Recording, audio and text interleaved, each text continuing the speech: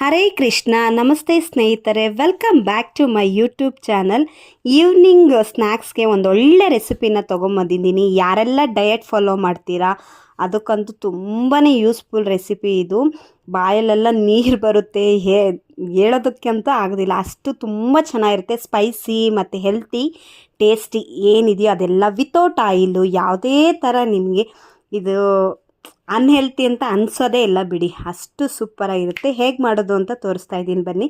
ಮೊದಲಿಗೆ ನಾನಿಲ್ಲಿ ಮೊಳಕೆ ಕಟ್ಟಿರೋ ಹೆಸರು ಕಾಳು ಮತ್ತು ಕಟ್ ಮಾಡಿ ಇಟ್ಕೊಂಡಿರೋವಂಥ ಮಾವಿನಕಾಯಿ ಸೀಸನ್ ಸ್ವಲ್ಪ ಸ್ಟಾರ್ಟ್ ಆಗ್ತಿದೆ, ಹಾಗಾಗಿ ಮಾವಿನಕಾಯಿ ಮತ್ತು ಪೈನಾಪಲ್ಲು, ಕಟ್ ಮಾಡಿ ಇಟ್ಕೊಂಡಿರೋಂಥ ಸೌತೆಕಾಯಿ, ಖಾರದ ಪುಡಿ, ಚಾಟ್ ಮಸಾಲ ತುಂಬ ರಿಚ್ ಟೇಸ್ಟ್ ಕೊಡುತ್ತೆ ಹಾಗಾಗಿ, ಮತ್ತು ರುಚಿಗೆ ತಕ್ಕಷ್ಟು ಉಪ್ಪು, ಒಂದು ಸ್ವಲ್ಪ ಕೊತ್ತಂಬರಿ ಸೊಪ್ಪು. ಇದಕ್ಕೆ ಮೇಯ್ನಾಗಿ ಒಂದು ಅರ್ಧ ಹೋಳಷ್ಟು ನಿಂಬೆ ರಸನ ಹಾಕ್ಕೊಂಡು ಮಿಕ್ಸ್ ಮಾಡಿ ಒಂದು ಬೌಲ್ಗೆ ಇದನ್ನು ಟ್ರಾನ್ಸ್ಫರ್ ಮಾಡ್ಕೊಂಡು ತಿಂತಾಯಿದ್ರೆ ಆಹಾ ಸ್ವರ್ಗ ರೀ, ತುಂಬ ಚೆನ್ನಾಗಿರುತ್ತೆ, ಹೆಲ್ತಿಯಾಗಿರುತ್ತೆ. ಇದಕ್ಕಿಂತ ಒಳ್ಳೆ ಸ್ನ್ಯಾಕ್ಸ್ ಬೇಕೇನ್ರಿ? No way.